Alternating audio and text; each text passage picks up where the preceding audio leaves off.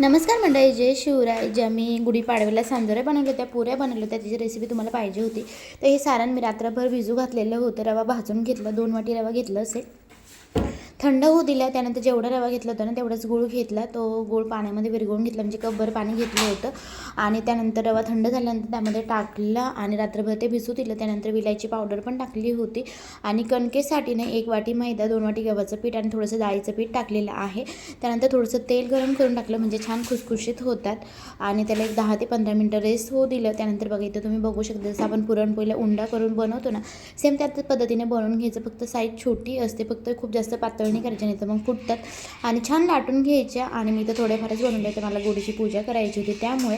आणि तुम्ही तर बघू शकता मस्त छान टम्म फुगतात. तर श्रीखंड पुरी आणि ह्या पुऱ्या असं आमच्याकडे नैवेद्य असतं, किंवा मग पुरणपोळी संध्याकाळी बनवतात. तर अशा या पद्धतीने पुऱ्या बनवल्या होत्या. तर कशा बनवल्या नक्की कमेंट करून सांगा. आणि तुम्ही कधी बनवल्यात?